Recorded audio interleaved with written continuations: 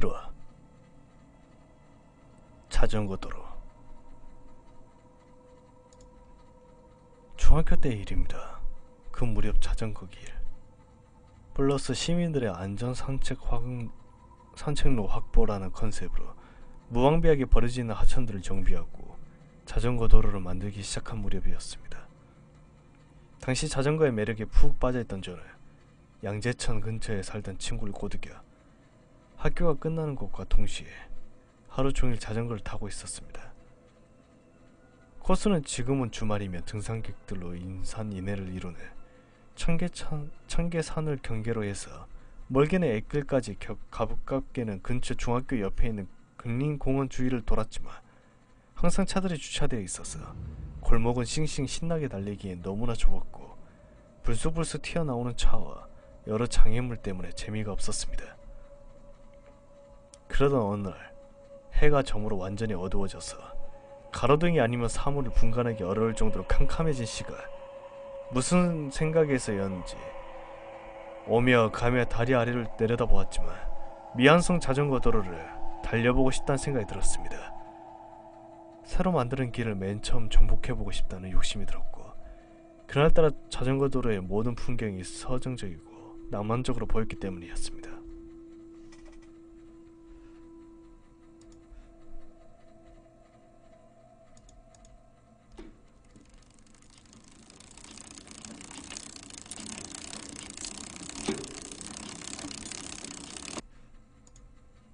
친구와 저는 자전거를 끌고 아래로 내려갔습니다.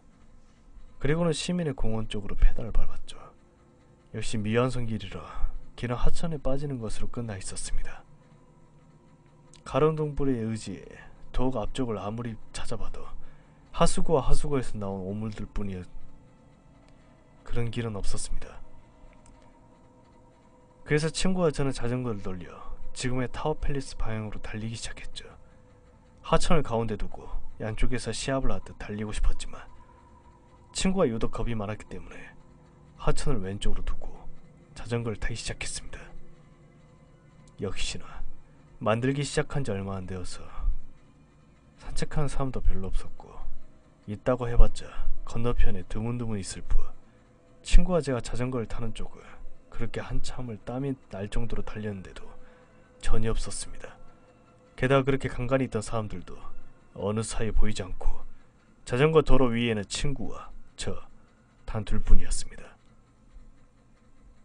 생각보다 길이 길게 이어져 있었고 한 번도 쉬지 않고 달려서 지치기 시작한 데라 시간이 9시 넘어 너무 늦었기 때문에, 당시 통금시간이 늦어도 8시였는데 슬슬 자전거를 돌려서 갈까, 이대로 자전거를 돌릴까, 아니면 건너편으로 건너서 갈까 하고 친구와 의논하고 있었습니다. 그러다 다른 자전거 페달 소리에 앞을 보니 어느 사이 친구와 저 말고 누군가가 자전거를 타고 있는 것이 보였습니다.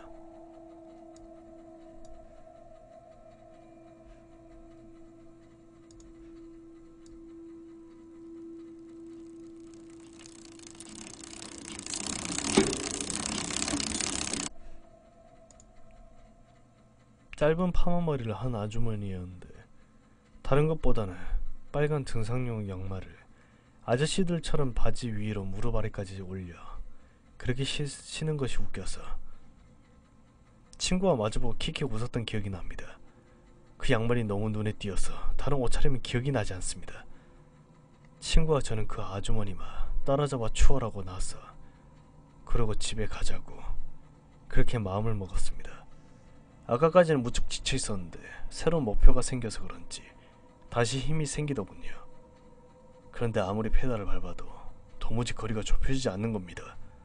금방 따라잡을 수 있을 줄 알았는데 자존심이 상하면 상할수록 더더욱 페달을 밟았지만 저 앞에 가는 아주머니와의 거리는 더 이상 늘어나지도 좁혀지지도 않은 채 처음 보았던 그 거리를 유지하고 달리고 있었습니다. 친구와 저는 상체를 앞으로 기우는 자세로 미친듯이 페달을 밟았습니다만 그 아주머니 무척 여유있는 모습이었습니다. 마치 상쾌한 밤 공기를 마시며 장이라도 보러 가는 것처럼. 체력이 저보다 약했던 친구는 아주 조금씩 저보다 뒤처지기 시작했습니다. 저도 서서히 지쳐갈 무렵 아주머니 커브길을 돌아 시야에서 사라졌습니다. 그리고 곧바로 저희도 커브를 돌았는데 자전거에서 내릴 수밖에 없었습니다. 커브길 전후로는 늪같은 진흙 웅덩이가 있었습니다. 미처 완료되지 못한 부분이었을 겁니다. 하수구에서 나온 물로 썩어가는 검은 흙과 잡초 악취나는 더러운 물 위를 둥둥 떠다니는 쓰레기들도 많이 커브를 돌고도 눈치채지 못하고 더 달렸으며 물에 빠지고 말았을 겁니다. 길의 마지막이라 그런지 가로등조차 없어서 건너편의 길에 희미한 가로등 불에 의지해 아까 자전거에서 급하게 내리면서 빠져버린 체인을 끼우는데 문득 친구가 이런 말을 했습니다. 야, 근데 그 아주머니는 어디 가신 거지? 살면서 그렇게 생생한 공포를 느꼈던 것은 처음이었습니다. 앞서 말했다시피 자전거 길은 미완성이라 그 웅덩이를 끝으로 길이 더 이상 없었고 설사 그 웅덩이를 가로질러 갔다 한들 진흙 위에 자전거 자국이나 발자국이 있어야 했습니다. 자전거를 끌고 길 옆으로 올라갔다고 생각하고 싶었지만 억센풀과 잡초가 무성히 자라 있어서 자전거를 끌고 올라갔다는 곧바로 온 저희에게 보였을 겁니다. 문득 이상한 생각이 들어왔던 길을 다시 보았습니다. 진흙에 있는 곳에는 자전거 바퀴 자국이 2개밖에 없었습니다.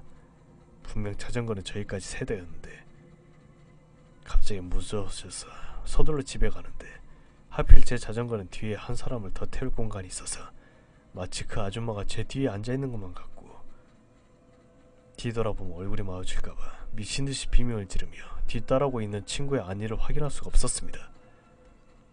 이 일을 누군가에게 이야기하러까지 오래 걸렸습니다. 지금도 양재천으로 자전거를 타지 않습니다. 가끔은 생각합니다. 혹시라도 아주머니가 우리가 그 아주머니를 추월해서 그 아주머니를 직접 봤다면 어떤 존재였는지